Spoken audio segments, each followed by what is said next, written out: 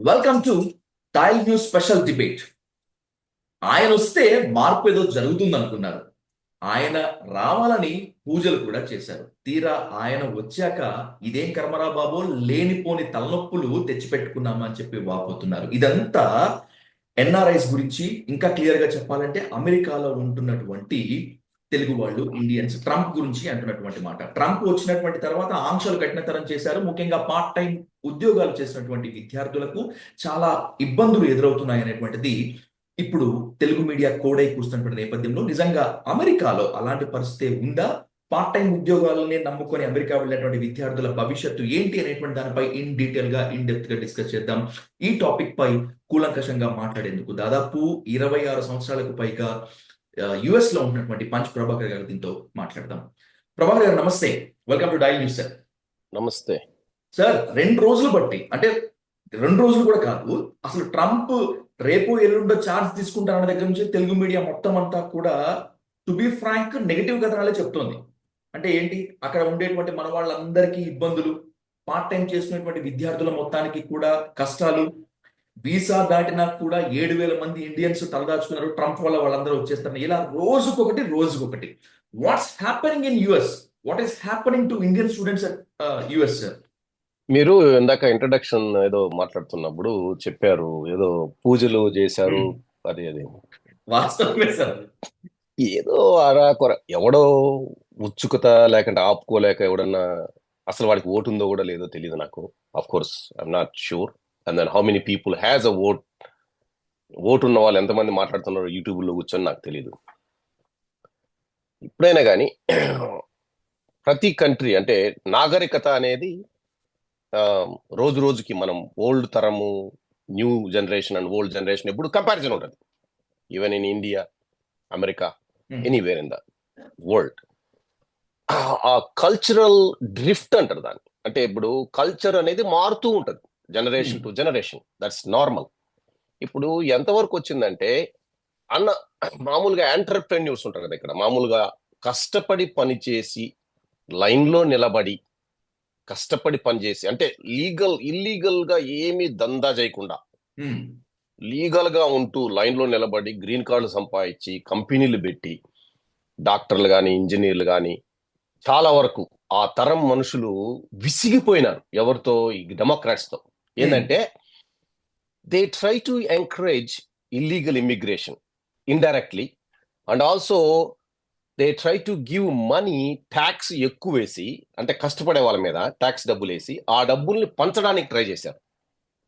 ఒక రకంగా they have to balance. Yes, you can tax the people, but you cannot penalize the entrepreneurs. అంటే ఒక పక్షమే ఉండకూడదు. అది డెమోక్రాట్స్ దాని వల్ల ఏమంటే, ఎవరైతే ఇక్కడ నేటివ్ ఆఫ్ అంటే తెల్లవాళ్ళు, తెల్ల శ్వేత జాతీయులు కానీ లేదు ఆ నాగరికతలో మమేకమైపోయిన నాలాంటి ఇమిగ్రెంట్స్, అంటే నాలాంటి వాళ్ళు కాదు, చాలా మంది, ఇట్స్ ద ఎనీ కంట్రీ నుంచి, టర్కీ, ఏ కంట్రీనే తీసుకో, ఎవరైనా లీగల్ గా కష్టపడి బిజినెస్ చేసి నా డబ్బులు నా కంట్రీ అరే ఏమైపోతుంది అనుకున్న ప్రతి ఒక్కడు చేశాడు. అదే నేను మగా కాదు ఆడా కాదు, నాకేదో వేరే కోరికలు ఉన్నాయి, నాకేదన్నా గవర్నమెంట్ డబ్బులు ఇవ్వాలి, నేనేదో బతుక్కుంటాను, నాకు 5 మంది పిల్లలకి 500 రూపాయలు ఏంటి, నేను 6 మందిని కనుక్కుంటాను అనే వాళ్ళందరూ డెమోక్రాట్స్ గా సపోర్ట్ చేశారు. This is the exact scenario in America. Okay, ఇది పక్కన పెట్టేస్తే మనం ఇండియన్ స్టూడెంట్స్ గురించి మాట్లాడుకున్నాం. నేను కూడా ఒక రకమైన స్టూడెంట్ గానే వచ్చాను అనుకో, ఎందుకంటే నా వైఫ్ వీసా ద్వారా వచ్చాను నేను. నా వైఫ్ కి J2 వీసా, మా మా బంధువు, మా ఊర్లో మా ఆయనకు మేము ఎప్పుడు రుణపడే ఉంటాం. We have the loyalty. So ఆయన వీసా స్పాన్సర్ చేస్తే నేను కొంగు వీసా ద్వారా వచ్చాను. But I was a legal guy. నేను వర్క్ చేసుకోవచ్చు ఆ కాలంలో. ఓకే, ఇప్పుడు F1 వాడు వర్క్ చేయడానికి లేదు. అంటే ఒక J1 20 అవర్స్ వరకు వర్క్ చేసుకోవాలనేటువంటి ఒక ఛాన్స్ ఏదో లూప్ హోల్ ఏదో ఉన్నట్టుందా sir? There is a F1 అనే అతనికి, F1 అనే స్టూడెంట్ కి there is a stipulated hours. అది ఏది, క్యాంపస్ లో ఎక్కడన్నా జాబ్ తీసుకోవచ్చు అంతే.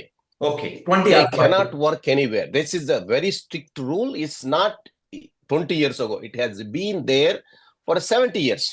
20 hours, 20 గంటలు మాత్రమే క్యాంపస్ లో పనిచేసుకోవచ్చు అని. వారానికి, అంతే sir. Week. That is more or less ఏదో నీ క్యాంటీన్ లో కానీ, లేకంటే టీచింగ్ అసిస్టెంట్స్ అని, ఇట్లా ఏదన్నా ల్యాబ్ అసోసియేట్ అని, ఇట్లాంటివన్నీ చేసుకోవచ్చు రకరకాలుగా. So other than that I don't think they can do.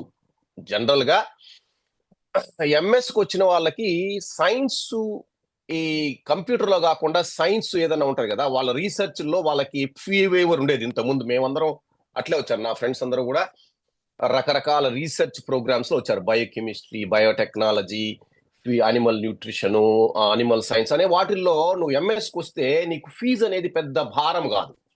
ఎందుకంటే నువ్వు వచ్చిన కొద్ది రోజులకి ప్రొఫెసర్ దగ్గర మంచిగా నువ్వు పర్ఫామ్ చేస్తే నీకు అయ్యో పిల్లోడు బాగానే మనకు పనికొస్తాడనే టైపులో వాళ్ళు కూడా ఏదో రికమెండ్ చేయడము కమిటీకి, నీ ఫీ వేవర్ చేయడము.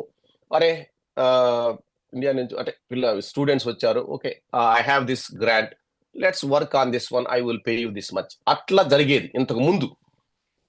ఇప్పుడు కంప్యూటర్లు వచ్చిన తర్వాతనే ఈ రామాయణం అంతా స్టార్ట్ అయింది. ఎప్పుడైతే కంప్యూటర్ ప్రోగ్రామ్స్ వచ్చాయో అక్కడ టోటల్ సినారియో కొద్దిగా మారింది. అక్కడ అప్పుడు ఐఐటి వాళ్ళు ఇల్లు ఎంఎస్కి వచ్చే వాళ్ళు చాలా బ్రహ్మాండంగా చదివే వాళ్ళు జాబులు కొట్టేవాళ్ళు. They became entrepreneurs. వాళ్ళే #1 సిలికాన్ వ్యాలీలో #1 గా నిలబడ్డారు. దాని తర్వాత గేట్లు ఎత్తేసారు ఒక 10 ఏళ్ల నుంచి, అంటే ఆల్మోస్ట్ 5-6 ఏళ్ల నుంచి అయితే అసలు totally chaotic situation. Greed of the American universities, greed. వాళ్ళకు డబ్బులు కావాలి, వాళ్ళు కనుక్కున్నారు. ఏమే సూక్ష్మం, ఏముందిలే వచ్చేస్తారు, డబ్బులు కట్టేస్తారు. సో వీళ్ళు స్టూడెంట్స్ కూడా అదే కనుక్కున్నారు. మనం అమెరికా పోతే చాలు, మనకు అసలు ఇల్లీగాలిటీని లీగల్, అరే బాలగంగాధర్ తిలక్ స్వాతంత్రం నా జన్మ హక్కు అనే టైప్ లో ఎలా అన్నాడో, అలా ఇండియన్ స్టూడెంట్స్ ఏ విధంగా తయారంటే ఇల్లీగల్ జాబ్ అనేది లీగల్ అనేది వాళ్ళ ఫీలింగ్ లో ఉంటారు. ఇట్లా కాలర్ ఎగరేసుకొని తిరుగుతుంటారు. కానీ ఇది అంత ఈజీ కాదు. దీన్ని అండర్స్టాండ్ చేసుకోవడానికి ఇప్పుడు దారిన పోయే దాన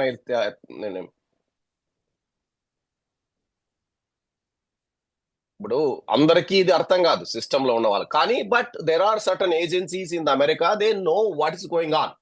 ఇది పెద్ద ఎత్తున డ్రిఫ్ట్, కల్చరల్ చేంజ్ వచ్చింది. మనసు ఆ స్టూడెంట్స్ అందరూ ఇబ్బడి ముబ్బడిగా వచ్చేసి రకరకాలుగా దే బేసికలీ సోషల్ ఫ్యాబ్రిక్ లో ఒక ప్రకంపన సృష్టించారు. ఇప్పుడు స్టూడెంట్స్ ఎక్కడంటే అక్కడ they never behave rules, traffic rules, లేకంటే dressing, how they speak, how to etiquette అంటారు, అంటే సోషల్ ఎటిక్విటీస్ అంటారు వాటిని. సొసైటీలో మెలుగుతున్నప్పుడు మనం ఏ విధంగా ఉండాలి అనేది కంప్లీట్ గా పోయింది. అది ఎంతమంది శ్వేత జాతీయులు గమనించారో నాకు తెలియదు. కానీ యూనివర్సిటీస్ లో మాత్రం ఇప్పుడు ఒకటికి రకరకాలుగా జాబులు. ఇప్పుడు అసలు జాబే చేయకూడదండి. 70 years, నాట్ 20 years ago ఈ రూల్స్. జాబ్ చేయకూడదు, డబ్బు తెచ్చుకో, లేకంటే ఎక్కడన్నా టీచింగ్ అసిస్టెంట్ తెచ్చుకో, లేకంటే కష్టపడు, వాడు నీకు ఫీ వేవర్ చేస్తాడు. మంచి నువ్వు బాగా టాలెంట్ చూపిస్తే, అంటే సపోజ్ నువ్వు 100% మార్కులు కొడుతూ మంచి చేస్తే ఎవడెవరి దగ్గర గ్రాంట్లు అవి ఉంటాయి, వాళ్ళకి డబ్బులు ఇస్తారు. అవన్నీ పోయి అక్కడి నుంచి సరుకు ఎవరు వచ్చారు తెలుసు కదా నీకు. నేను ఇంకా చెప్పనవసరం లేదు, అది చెప్పితే దరిద్రం, భావ దరిద్రం నాకు కూడా చుట్టుకుంటుంది. I don't want to talk about it. అంటే ఒకరి టాలెంట్ నేను తప్పులు పట్టినట్లేదు. ఎందుకంటే నా కళ్ళ ముందరే చాలా మంది వీడు పనికిరారు అనుకున్నాడు, నాకంటే పైకి పోయిన వాళ్ళు ఉన్నారు. కాబట్టి I don't want to say anything. But legality, illegal ని కల్చర్ ని లీగల్ గా మార్చిన ఎదవలు ఎవరన్నా ఉన్నారంటే మన స్టూడెంట్స్. ఎందుకంటే నేను నాతో పాటు ఉంటారు కొంతమంది. I helped a lot of people, they ditched me. నేను లిటరల్ గా చాలా మంది హెల్ప్ చేశాను. నాకు తెలిసి నా ఫ్రెండ్స్ లో ఎవరు హెల్ప్ చేయలేదు. ఎందుకంటే నాకు ఒక దూలానందం ఉంది కాబట్టి, గులానందం టైప్ లో ఉంటాను నేను. అంటే నేను ఏదో పెద్ద ఏదో దట్స్ హౌ మై నేను కొంచెం ఎమోషనల్, ఎవడన్నా ఈజీగా నమ్మేస్తాను, లేకంటే అరే బాధలో అంటే. కానీ వాళ్ళు చెప్పేటివన్నీ అబద్ధాలే. వాళ్ళ తల్లిదండ్రులు పంపిస్తారు డబ్బుని, మీ మంచితనాన్ని మిస్యూజ్ చేసుకుంటే వాళ్ళు చేసుకునే వాళ్ళు ఉన్నారు. అంతే. నాకు నేను తృప్తిగానే ఉంటాను, అది వేరే విషయంలో కానివ్వండి. కానీ బట్ చాలా మంది బాగుపడిన వాళ్ళు ఉన్నారు. ఒక 5-6 మందికి చేస్తే 2-3 బానే ఉన్నారు. కానీ మిగిలిన వాళ్ళందరూ ఎదవలన్నమాట. ఉమ్, పోలీసు కేసులు అమ్మాయిలతో తిరిగిన వాళ్ళు కూడా నాతో ఉన్నారు. నా దగ్గర డబ్బులు తీసుకున్నారు. నాకు ఇంకా ఒకటి కడుతున్నాడు డబ్బులు. ఉమ్, ఉమ్, నేను చెప్తున్నా నేను. అసలు యూ డోంట్ బిలీవ్, నా దగ్గర కొన్ని వీడియోలు ఉన్నాయి, కావాలంటే నేను ఇస్తా. ఒక అమ్మాయి 3 స్టూడెంట్స్ తో గడిపింది. నా దగ్గర వీడియోలు ఉన్నాయి. నాకు ఆ మనసు ఒప్పుకోక నేను అది నా యూట్యూబ్ లో కావాలంటే వేసేయచ్చు. 2 um, minutes job. Um, no no, I have evidence. ఇంత నేను ఐ వాజ్ షాక్డ్. నేను 25 ఏళ్ళు అయిపోయింది కదా, 20 ఆల్మోస్ట్. I never saw. నేను అంటే నా ప్రక్రియలో నేను పోతున్నా. నాకెవరు డాక్టర్లు, ఇంజనీర్లు, ప్రొఫెసర్లు, వీళ్ళే నా సర్కిల్, వాళ్ళ పిల్లలు. ఇప్పుడు ఈ 5 ఏళ్ల నుంచి చూస్తే వాడు ఈడు నా ఫ్రెండ్స్ కొడుకులు, తెలిసిన వాళ్ళు, యూట్యూబ్ లో పరిచయమైన వాళ్ళు, వాళ్ళు వీళ్ళు ఎవడో వస్తుంటారు. I saw lot more people. అసలు నక్కకు నాగలోకానికి అంత తేడా ఉంది. ఆ 20 ఏళ్ళ, అదే 15 ఏళ్ల ముందు, 20 ఏళ్ల ముందు చూసిన సర్కిల్, ఈ సర్కిల్ చూస్తే యూ కెనాట్ ఈవెన్ ఇమాజిన్. ఉమ్, ఊహా కందనంత ఎదవతనం ఇక్కడే ఉంది అనిపించింది నాకు. అంటే అమ్మాయిల అబ్బాయిలు, నో నార్మ్స్, నో ఎథిక్స్. ఏమే, వాళ్ళ అమ్మా నాన్నలు డబ్బులు పంపించినా గానీ వీళ్ళు విలాసాలకు, లేకంటే బట్టలు ఏదో బ్రాండెడ్ బట్టలు వేసుకోవడమో, లేకంటే కార్లు అనవసరంగా తీసుకొని తిరగడమో, లేకంటే ఒకసారి కారు అవసరం వస్తుంది, ఎందుకంటే జాబ్ చేయాలన్నా కారు కావాలి. అంటే ఉమ్, జనరల్ గా క్యాంపస్ లో కారు అవసరం లేదండి ఊరికి. చాలా మందికి ఇప్పుడు 90% ఆఫ్ మేమందరం అమెరికాకు వచ్చినప్పుడు కారు కొనాలంటే 2-3 ఏళ్ళు పట్టేది. 3 ఏళ్ళు పట్టేది, 4 ఏళ్ళు పట్టేది, ఏదో నడుచుకుంటాం మళ్ళీ అట్లా ఇట్లా అప్పుడు కొనుక్కునే వాళ్ళం. ఇక్కడ రాగానే వాడు వాళ్ళ నాన్న కొద్దిగా డబ్బులు పంపించి అట్లా చాలా మంది కార్లు వదిలేసి వెళ్ళిపోయినారు. నాకు I um, have one student who bought a car, BMW car కొన్నాడు. ఆడు వాళ్ళ నాన్న 15 లక్షలు ఇచ్చాడు. ఆడు ఏదో ఫేక్.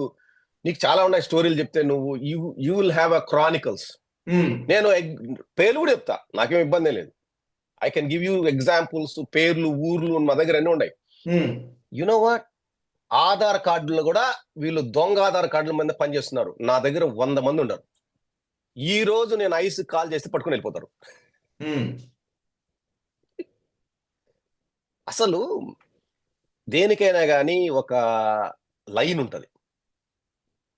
ఇవన్నీ తెలుసో లేదో నాకు కరెక్ట్ గా ఇంత కూలంకషంగా తెలియదు. ఎందుకంటే నేను డైరెక్ట్ గా వాళ్ళతో మాట్లాడుతున్నాను, నేను అర్థం చేసుకోగలను.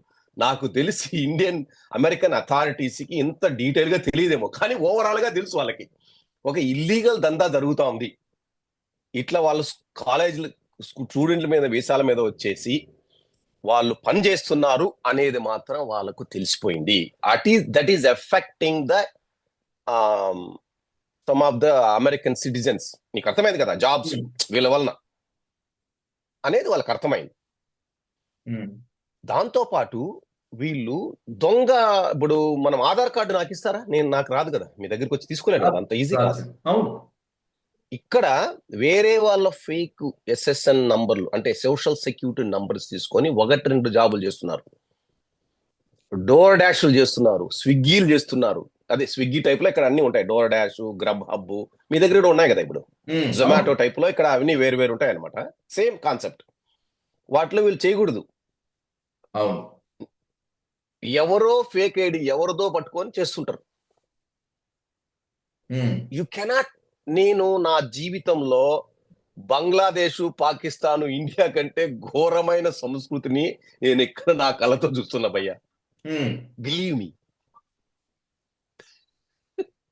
ఇంక చెప్పుకుంటే ఇంక నీవు దీనికి ఇంక ఇది ఇంకా కవితకేది ఏది కాదేది అన్నారని వీళ్ళ ఇల్లీగల్, వీళ్ళ బిహేవియర్ ప్యాటర్న్స్ నీకు చెప్తే నువ్వు ఆశ్చర్యపోతావు.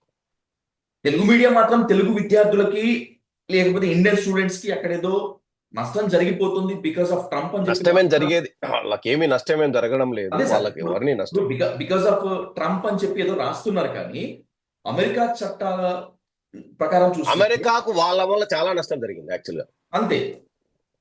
ఉమ్, yes, they might have paid fees, but they social, అంటే ఆ culturally they are like, I mean see, తెల్లవాళ్ళల్లో, శ్వేత జాతీయుల్లో ఒక విధమైన భారతీయుల మీద ఏవగింపు, ఏహభావం ఏర్పడడానికి మనము, అంటే సి, కొంతమంది యాదవులు ఉంటారు వాళ్ళలో.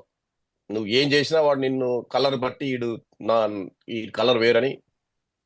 కానీ కొంతమంది బిహేవియర్ వలన కూడా మన మీద వాళ్ళకి వీడు వేరే కంట్రీ కూడా అనిపిస్తుంది. అంటే మనం చేసే పనులు, మనం బిహేవియర్ కూడా ఇరిటేట్ చేస్తుంది. See you are not even legal citizen here. అంటే నువ్వు అట్లా నీ చేతులు ముడుచుకొని లేకంటే అయ్యా అయ్యా అమ్మ అని కూడా చెప్పనవసరం లేదు. But at least normal behaviour mode, ఏమి ఇక్కడున్న వాతావరణ పరిస్థితులకు అనుగుణంగా డ్రెస్సింగ్ చేసుకోవడము, లేకంటే ఇక్కడ ఆ, ఆ, ఇక్కడ ఇక్కడ ఇక్కడ మా వాళ్ళు పార్ట్ టైం లో జాబ్ చేస్తుంటారు, వాడు ఎప్పుడు సెల్ ఫోన్ లోనే ఉంటారు 24 hours.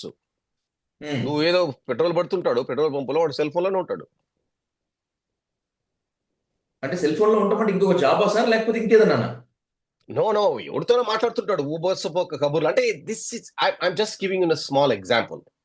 ఇప్పుడు కరెక్ట్ గా డ్రెస్ వేసుకోరు ఏదైనా పోవాలంటే.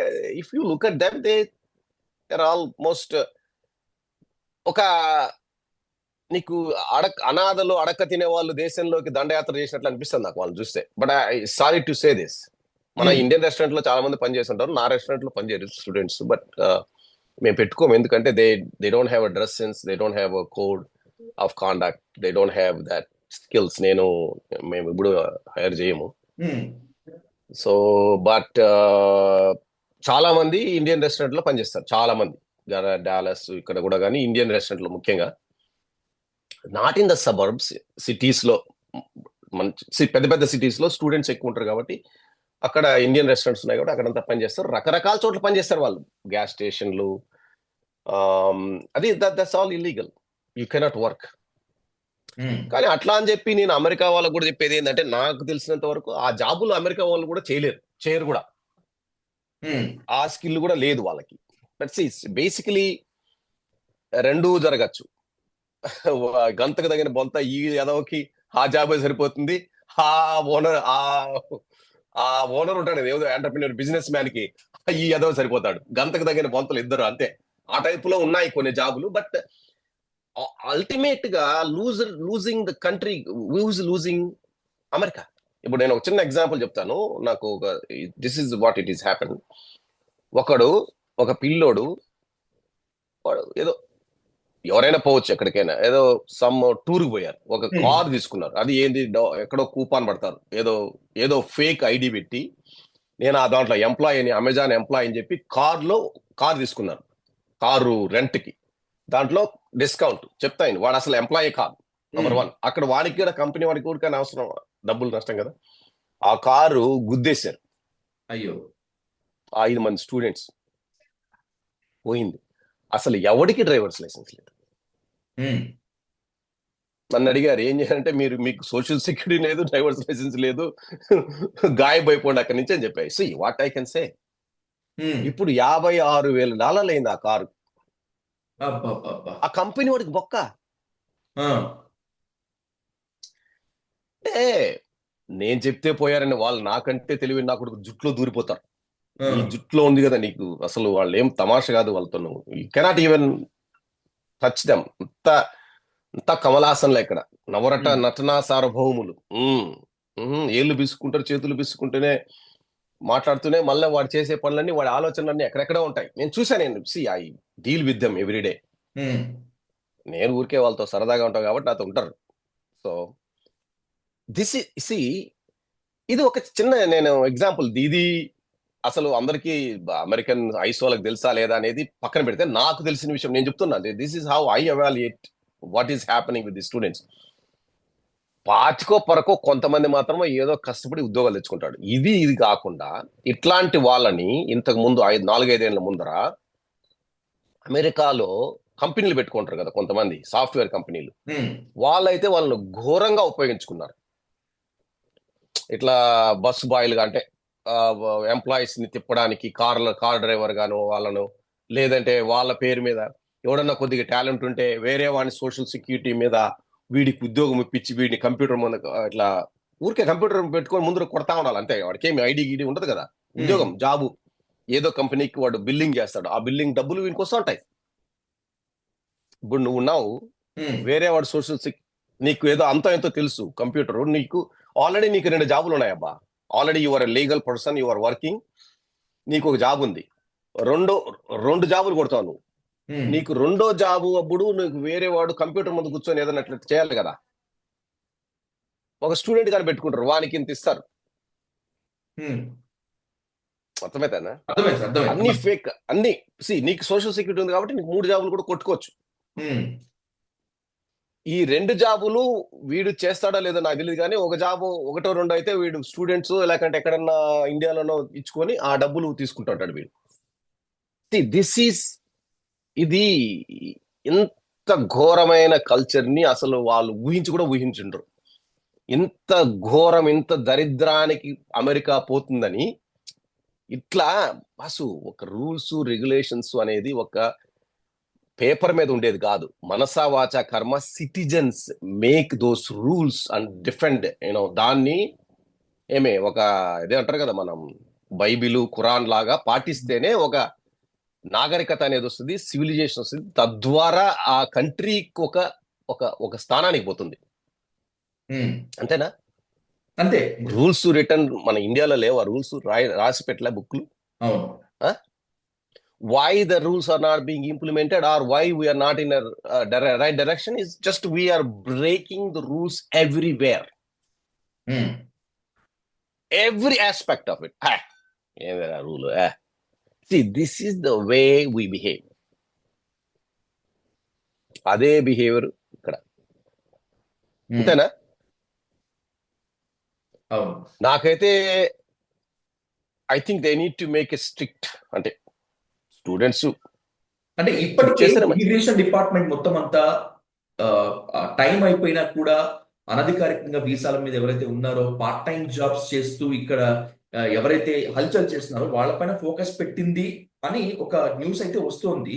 అందరూ there are lot of people, నాకు తెలిసి స్టూడెంట్సే కాకుండా కూడా వేరే వేరే వీసాల మీద, B1 విజిటింగ్ వీసాస్, రకరకాల వీసాల మీద, లేదంటే డంకీ రూపంలో వచ్చిన వాళ్ళందరూ కూడా these are all in the same category. They broke the rules.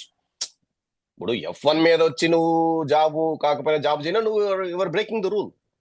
Are F1 visa నీకు అయిపోయిన తర్వాత ఓవర్ స్టే అయినా, that is also breaking the law. Um. అవును సార్. అది ఇన్ని రోజులు ఎవడో దానికి, ఇప్పుడు ఇట్స్ నాట్ దట్ ఈజీ. వాళ్ళందరినీ నెట్టేసి పట్టుకోవడం అంటే ఇట్స్ ఎ బిగ్ ప్రాసెస్. కొన్ని కోట్ల మంది ఉన్నారు. ఎప్పుడు ఎవడు వంతు వస్తుందో తెలియదు, నిదానంగా వస్తుంది. ప్రతి ఒక్కరికి వస్తుంది, ప్రతి కుక్కకు ఒక రోజు అన్నట్లు ఈ కుక్కలు మున్సిపాలిటీ వాళ్ళు తీసుకెళ్తారు. ఉమ్. ఇప్పటికైనా కూడా ఖచ్చితంగా. మారే ఛాన్స్ ఏం కనిపించదా సార్? వీళ్ళు మారరా? I don't know, I don't think so.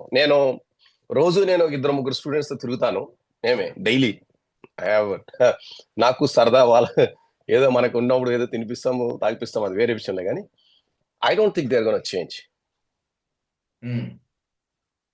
ఎలా సార్ మరి ఇప్పుడు ఈ పరిస్థితుల్లో మార్పు రావాలంటే ట్రంప్ కఠినంగా ఉంటేనేమో.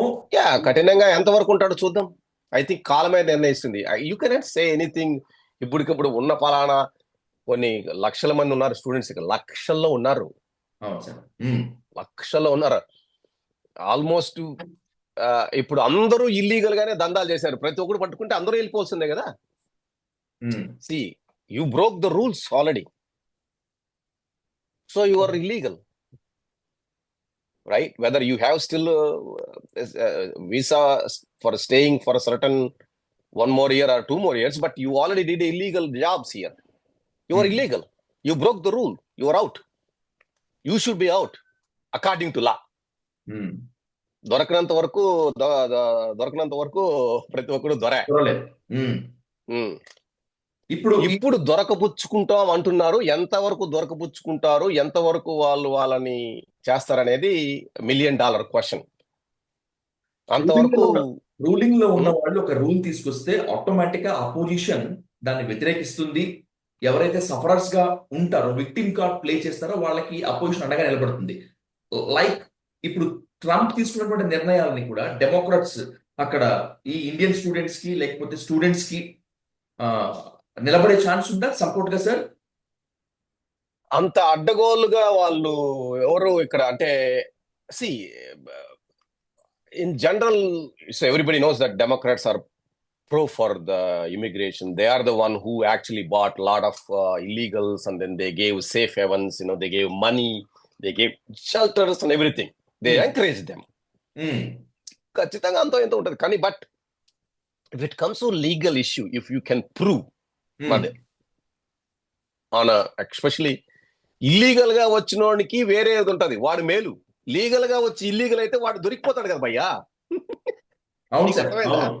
వాడికే ఎక్కువ ప్రమాదం. Hmm. ఇల్లు ఆల్రెడీ హ్యాండ్స్ అప్, వాడికి ఏం ప్రమాదం లేదు. వాడు ఎట్లా ప్రమాదంలో ఉన్నాడు, నిండా మునిగినోడికి చలే ఉంది, వాడికే ప్రొటెక్షన్ ఎక్కువ ఉంటది. అవును. అది స్టోరీ.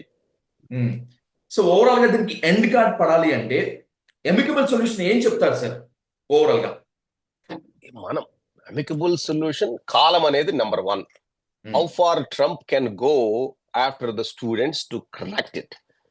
ఏమే వాళ్ళు కూడా మన అమెరికాలో ఇక్కడ ఇదేమి ఇప్పుడు అమెరికాలో మన అక్కడ తల్లిదండ్రులు కూడా మార్చుకోవాలి. ఇప్పుడు ప్రస్తుతానికి నా కొడుకు నిజంగానే టాలెంట్ ఉంది, నా కొడుక్కి మంచి అవెన్యూ ఉంది, ఎక్కడైనా వాడు పిహెచ్డి చేసుకొని ఏదన్నా అట్లాంటి అవెన్యూస్కి రావాలి. కానీ ఏదో ఒకట్లే నా కొడుకు చాలా సరదా పడుతున్నాడు, నా కొడుకు ఫ్రెండ్ ఇండియాకి వెళ్ళిపోయి అమెరికాలో ఉన్నాడంట, వాడు ఏదో పార్ట్ టైం జాబ్ చేస్తున్నాడు, ఫుల్ టైం జాబ్ చేస్తున్నాడు, ఇల్లీగాలిటీనే లీగల్ గా భావించే తల్లిదండ్రుల అసలు మారాలి. నంబర్ 1. నంబర్ 2, స్టూడెంట్స్ కూడా ఆలోచించాలి. అక్కడే మంచి అవకాశాలు ఉన్నాయి, అక్కడే కాన్సన్ట్రేట్ చేసి అక్కడే ట్రైనింగ్ తీసుకొని there are lot of ways and means. ఇక్కడికి వచ్చిన తర్వాత కూడా ఈ కష్టపడి లాంగ్వేజ్ అంటే యూ మేక్ ఇన్రోడ్స్ అండ్ కాలేజీకి వెళ్ళి కష్టపడి అసైన్మెంట్లు కరెక్ట్ గా రాసి బాగా చేస్తే జాబులు ఉన్నాయి ఇక్కడ, కొట్టచ్చు జాబు. అసలు వాడికి ఇంగ్లీష్ ఇంప్రూవ్మెంట్ కాదు, ఏం కాదు. ఐ డోంట్ నో, వాడు చదువుకోడు, ఫస్ట్ ఇంగ్లీష్ రాదు, కమ్యూనికేషన్ రాదు, కల్చరల్ గా వాడు ఎదగలేడు. అట్లాంటప్పుడు ఎందుకు వస్తారో నాకు తెలియదు. Of course everybody can live, it's a most treacherous way. వాడు మళ్ళా ఇదే దాందా ఏదో చిన్న స్టోర్ పెట్టుకుంటాడు, లేకంటే చిన్న కన్సల్టెన్సీ పెట్టుకుంటాడు, వానికి ఈయనకి అవసరం ఉంటుంది కాబట్టి వాడికి ఈయనకి H1 చేస్తాడు, ఆ డబ్బులు తీసుకుంటాడు, మళ్ళీ రియల్ ఎస్టేట్ చేస్తాడు. This is a culture that which nobody expected, even immigrants like us or anybody. మనం ఎప్పుడు ఎక్స్పెక్ట్ చేయలేదు అసలు. బట్ వాళ్ళకి ఇంత తెలుసో లేదో నాకు తెలియదు, అమెరికన్స్ సిస్టమ్కి ఇంతమంది తెలుసో లేదో తెలియదు. Okay sir, done sir. Right, నాకేదో కాల్ వస్తున్నట్లు exactly sir. Office. Thanks for the time sir, thanks for the time, thank you so much sir. Thank you.